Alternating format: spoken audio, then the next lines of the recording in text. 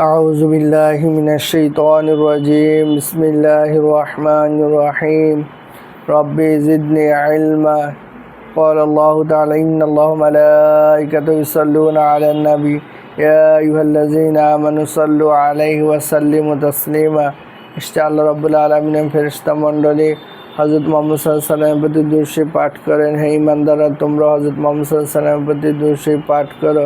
দুরূদ শরীফ পাঠ করে 10টি ফজিলত পাওয়া যায়। সকলে মিলে আমরা দুরূদ ইব্রাহিম পড়ি। আল্লাহুম্মা সাল্লি আলা মুহাম্মাদ ওয়া আলা আলি মুহাম্মাদ কামা সাল্লাইতা আলা ইব্রাহিম ওয়া আলা আলি ইব্রাহিম ইন্নাকা হামিদুম মাজিদ। আল্লাহুম্মা বারিক আলা মুহাম্মাদ ওয়া আলা আলি মুহাম্মাদ বারিকতা আলা ইব্রাহিম ওয়া আলা আলি ইব্রাহিম ইন্নাকা হামিদুম মাজিদ। আজকে আলোচনার বিষয় হচ্ছে মা বোনদের জন্য ওয়াজ। মহিলা ওলি বুজুর্গদের জীবনী পড়লে মা বোনদের ঈমান মজবুত হবে। নেক বিবিদের কাহিনী।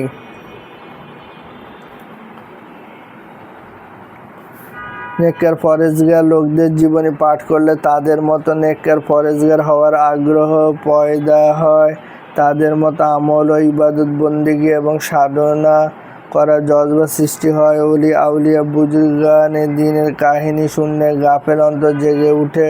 ওলি আউলিয়া বুজুর্গানে দিনের হালত সামনে না থাকলে মানুষ হয়তো বা আমল ও সাধনা আগ্রহ হতে পারে না, কিংবা অল্প আমল ও কিঞ্চিত সাধনা করেই মনে করে যে অনেক করছি। কিন্তু বুজুর্গানে দিনের হালত দেখলে তখন মানুষ বুঝতে পারে তাদের সামনে কত ত্রুটি ও স্বল্পতা রয়েছে। আমলের আগ্রহ জজবা সৃষ্টি করার উদ্দেশ্যে এবং দিনের উপর চলা নমুনা বোঝার জন্য নিম্নে নেককার বুজুর্গ বিবিদের কিছু কাহিনী পেশ করা হইল। হযরত আদম আলাইহিস সালামের স্ত্রী বিবি হাওয়া। হযরত হাওয়া আলাইহিস সালাম পৃথিবীর প্রথম মানুষ ও প্রথম নবী। হযরত আদম আলাইহিস সালামের স্ত্রী। হযরত আদম আলাইহিস সালাম আদি পিতা। হযরত হাওয়া আলাইহিস সালাম পৃথিবীর সকল মানুষের মা। আল্লাহ তাআলা তার বিশেষ শক্তির দ্বারা হযরত হাওয়া আলাইহিস সালামকে হযরত আদম আলাইহিস সালামের বাম পাজর হাড় থেকে সৃষ্টি করেছেন। তারপর হযরত আদম আলাইহিস সালামের সাথে বিবাহ দিয়েছেন। তাদের উভয়কে জান্নাতে থাকার স্থান দিয়েছেন আর জান্নাতের বিশেষ একটি গাছের ফল খেতে নিষেধ করেছেন। শয়তান তাদেরকে এই বলে ধোঁকা দিয়েছে যে তোমরা এই গাছের ফল আহার করলে জান্নাতে চিরস্থায়ী হতে পারবে। তারা শয়তানের ধোঁকায় পড়ে সেই গাছের ফল খেয়েছেন। তখন আল্লাহ তাআলা আদেশ করেছেন, তোমরা জান্নাত ছেড়ে পৃথিবীতে নেমে যাও। হযরত আদম আলাইহিস সালাম পৃথিবীতে এসে নিজের ভুলের জন্য খুব কেঁদেছেন। আল্লাহ তাআলা তার ভুলকে ক্ষমা করে দিয়েছেন। ইতিপূর্বে হযরত হাওয়া আলাইহিস সালাম হযরত আদম আলাইহিস সালাম থেকে আলাদা হয়ে গিয়েছিলেন। এক জয়ী বর্ণনা মতে জান্নাত থেকে হযরত আদম আলাইহিস সালামকে হিন্দুস্তান এবং হযরত হাওয়া আলাইহিস সালামকে জেদ্দায় নামানো হয়েছিল। আল্লাহ তাআলা উভয়কে একত্রিত করে দিয়েছেন, অতঃপর তাদের থেকে অসংখ্য সন্তান সন্ততি হয়েছে। ফায়দা লক্ষ্য করে হযরত আদম আলাইহিস সালামের ন্যায় হযরত হাওয়া আলাইহিস সালামও ভুল করেছেন, আবার তওবা করেছেন। আমাদের অনেক মা বোন আছেন যারা নিজেদের ভুল হয়ে গেলেও তা স্বীকার করতে চান না, বরং নিজেকে নির্দোষ প্রমাণ করার জন্য নানা রকম কথা ও কারণ তৈরি করেন। কোনোভাবে যেন নিজেদের উপর দোষ না আসে তার জন্য আপ্রাণ চেষ্টা করেন। ফলে কখনো সেই পাপ থেকে তওবা করা হয়ে ওঠে না, কারণ পাপকে পাপ মনে করলেই তো তার জন্য তওবা আসবে। এমন অনেক মহিলা আছেন যারা জীবনভর পাপ করে যাচ্ছেন, অথচ তা বর্জনের নাম গন্ধ নেই। বিশেষত গীবত করা ও রসম কুসংস্কার পালন করা মহিলাদের একটি দুরারোগ্য ব্যাধিতে পরিণত হয়েছে। কোনোভাবে তারা রসম ও বেদাত কুসংস্কার ছাড়তে চান না। এই অভ্যাস ছেড়ে দিতে হবে। পাপকে পাপ বলে স্বীকার করে নিয়ে সঙ্গে সঙ্গে তওবা করে নিতে হবে। আদম আলাইহিস সালাম হযরত হাওয়া আলাইহিস সালামের ঘটনা থেকে এই কথাও বোঝা যায় যে আল্লাহ তাআলা মানব জাতিকে জান্নাতের জন্য তৈরি করেছেন। এজন্যই মানব জাতি আদি পিতা মাতাকে জান্নাতে রাখা হয়েছিল। আমাদের আসল বাড়ি হলো জান্নাত। আমাদের আমাদের আসল ঠিকানা হলো জান্নাত। দুনিয়া আমাদের আসল বাড়ি নয়, দুনিয়া আমাদের আসল ঠিকানা নয়। তাই আসল বাড়ির জন্য, আসল ঠিকানার জন্য প্রস্তুতি গ্রহণ করতে হবে।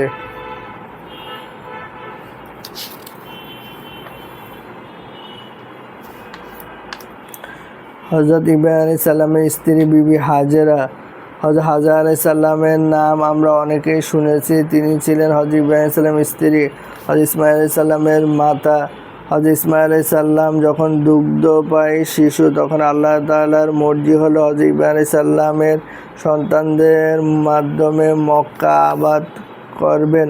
অথচ তখন মক্কা নগরী ছিল এক জনশূন্য প্রান্ত। হযরত ইব্রাহিম আলাইহিস সালাম তখন স্ত্রী হাজেরা ও পুত্র ইসমাঈল সহ বর্তমানে ফিলিস্তিনের খলিল শহরে বাস করতেন। আল্লাহ তাআলা হযরত ইব্রাহিম আলাইহিস সালামকে আদেশ করলেন, হযরত হাজেরাকে তার দুধের শিশুসহ মক্কায় রেখে এসো, আমি তাদেরকে রক্ষা করব। আল্লাহর নির্দেশে হযরত ইব্রাহিম আলাইহিস সালাম সন্তান ও স্ত্রীকে সেই জনশূন্য প্রান্তরে রেখে এলেন। সম্বল হিসেবে রেখে এলেন এক মশক পানি আর এক থলে খেজুর। হযরত ইব্রাহিম আলাইহিস সালাম যখন হযরত হাজেরা ও ইসমাঈলকে সেখানে রেখে শাম দেশে চলে আসছিলেন, তখন হাজেরা আলাইহিস সালামের কাছে সালামের পিছে পিছে আসছিলেন আর বলছিলেন, আপনি এখানে আমাদেরকে একাকী রেখে যাচ্ছেন। সাল্লাম কোনো জবাব দিচ্ছিলেন না। অবশেষে সাল্লাম জিজ্ঞেস করেন, আপনি কি আপনার প্রভুর নির্দেশে ওদেরকে রেখে যাচ্ছেন? সাল্লাম বললেন, হ্যাঁ। হাজেরা সালাম বলে উঠলেন, তাহলে আমাদের আর কোনো চিন্তা নেই, আল্লাহ নিজেই আমাদের অবস্থা দেখবেন। তারপর হযরত হাজেরা সালাম আল্লাহর উপর ভরসা করে সেখানে বসবাস করতে লাগলেন। ক্ষুধা পেলে খেজুর খেয়ে পানি পান করে নিতেন। হযরত ইসমাঈল আলাইহিস সালামকে দুধ পান করাতেন। ধীরে ধীরে যখন মশকের পানি ফুরিয়ে গেল, তখন মা পুত্র উভয় পিপাসা বাড়তে লাগলো। শিশু ইসমাঈল পিপাসায় ছটফট করতে লাগলো। মা হাজেরা সন্তানের এই দশা বরদাস্ত করতে পারলেন না। কোনো মাই সন্তানের এই করুণ দশা সহ্য করতে পারে না। সন্তানের এই করুণ দশা দেখে মা হাজেরা পানির সন্ধানে নেমে পড়লেন। দৌড়ে গিয়ে পার্শ্ববর্তী সাফা পাহাড়ে আরোহণ করলেন। চারিদিকে দৃষ্টি মেলে দেখলেন কোথাও পানির সন্ধান পাওয়া যায় কিনা। সেখানে পানির সন্ধান না পেয়ে পার্শ্ববর্তী মারওয়া পাহাড়ে আরোহণ করলেন। দুই পাহাড়ের মাঝখানে সমতল ভূমির মাঝে কিছুটা স্থান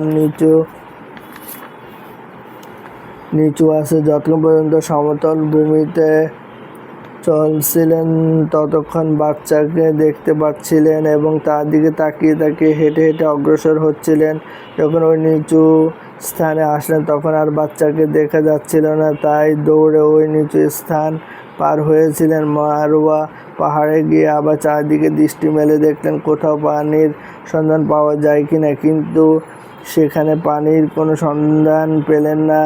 আবার ছুটে গেলেন সাফা পাহাড়ে। এভাবে 7 বার পানির সন্ধানে উভয় পাহাড়ে চক্কর দিলেন এবং দুই পাহাড়ের মাঝখানে সেই নিচু স্থানটি প্রতিবারই দৌড়ে অতিক্রম করলেন। হযরত হাজেরা আলাইহিস সালামের এই আমল আল্লাহ তাআলার কাছে খুব পছন্দ হলো। সে মতে তিনি এই সাফা মারওয়া ছুটাছুটিকে হাজিদের নিয়মিত আমলে তালিকাভুক্ত করে দিলেন। এখনও সকল হাজিকে সাফা মারওয়ার মাঝে সাই করার সময় মাঝখানের সেই নিচু স্থানটুকু দৌড়ে অগ্রসর হতে হয়। মা হাজেরা ছুটতে ছুটতে অবশেষে যখন মারওয়া পাহাড়ে এসে দাঁড়ান, তখন একটি আওয়াজ শুনতে পান। আওয়াজ শুনে তিনি থমকে দাঁড়ান। আবার সেই আওয়াজ শুনতে পান, কিন্তু কাউকে দেখতে পান না। হযরত হাজেরা আলাইহিস সালাম আওয়াজ দিয়ে বললেন, আমি আওয়াজ শুনতে পাচ্ছি, কেউ সাহায্য করার থাকলে সাহায্য করুন। ঠিক তখনই জমজম কূপের স্থানটিতে ফেরেশতাকে দেখা গেল। ফেরেশতা সেখানে তার ডানা দ্বারা আঘাত করলেন আর সেখান থেকে পানি উঠতে লাগলো। হযরত হাজেরা আলাইহিস সালাম চারদিকে মাটির বাঁধ তৈরি করে পানি আটকাতে লাগলেন। পানি দিয়ে মশক ভরে নিলেন। শিশু ইসমাঈলকে পানি পান করালেন, নিজেও পান করলেন। ফেরেশতা বললেন, ঘাবড়ানোর কিছু নেই, এখানে আল্লাহর ঘর রয়েছে। এই ছেলে এবং তার পিতা মিলে এই ঘর নির্মাণ করবে, এখানেই জনবসতি গড়ে উঠবে। তারপর দেখে গেল অল্প দিনের মধ্যে সেখানে জনবসতি গড়ে উঠল। এক সময় ইসমাঈল আলাইহিস সালাম বড় হলেন এবং বিবাহ করলেন। অতঃপর হযরত ইব্রাহিম আলাইহিস সালাম আগমন করলেন। পিতা পুত্র মিলে কাবাঘর নির্মাণ করেন। আর জমজম পানি মাটির নিচে চলে গিয়েছিল। কিছুদিন পর কূপের আকারে জমজম আত্মপ্রকাশ করে। ফায়দা: এখানে একটা লক্ষ্য করার বিষয় হলো হযরত আজর আলাইহিস সালামের অন্তরে আল্লাহ তাআলার প্রতি কত গভীর ভরসা ছিল। তিনি যখন জানতে পারলেন এই নির্জন মরুভূমিতে আল্লাহর নির্দেশেই তাকে রেখে যাওয়া হচ্ছে, তখন তিনি চিন্তামুক্ত হয়ে গেলেন এবং সম্পূর্ণ আল্লাহর উপর তাওয়াক্কুল বা ভরসা করে সেখানে থাকতে লাগলেন। আর আল্লাহর উপর ভরসা করলেন, এসব বরকত লাভ করলেন। সত্যি যে আল্লাহর উপর ভরসা করে আল্লাহ তাআলা তার সব কিছু দেখেন। আমরা অনেকে একটু পেরেশানি এলে ঘাবড়ে যাই, আল্লাহর উপর ভরসা করার কথা ভুলে যাই। অথচ আল্লাহর উপর ভরসা করাই পেরেশানি দূর করার সবচেয়ে উত্তম পন্থা। একমাত্র তিনিই পারেন সব পেরেশানি দূর করতে। আলহামদুলিল্লাহি রাব্বিল আলামিন। রব্বানা আতিনা ফিদ দুনিয়া হাসানাতাও ওয়া ফিল আখিরাতি হাসানাতাও ওয়া কিনা আযাবান্নার। হে আল্লাহ, আমাদের মা বোনদের ঈমানকে মজবুত করে দিন। তারা স্বামীদের খেদমত করার তৌফিক দান করুন, পর্দাশীলভাবে চলার তৌফিক দান করুন, 5 ওয়াক্ত নামাজ ঠিকমতো পড়ার তৌফিক দান করুন, কোরআন সুন্নাহ মাফিক নিজের ছেলে মেয়েদেরকে মানুষ করার তৌফিক দান করুন এবং মা বোনদেরকে মহিলা ওলি বুজুর্গদের, মহিলা সাহাবীদের, হযরত আয়েশা রাদিয়াল্লাহু আনহা, হযরত খাদিজা রাদিয়াল্লাহু আনহার এবং হযরত হাওয়া আলাইহিস সালামের জীবনী, হযরত ইব্রাহিম সালামের স্ত্রীর জীবনী, হযরত রাবিয়া বসরির জীবনী পড়ার এবং শোনার তৌফিক দান করুন। মরার সময় কালেমা তওবা নসিব করেন বিরহমাতিকা ইয়া আরহামার রাহিমিন।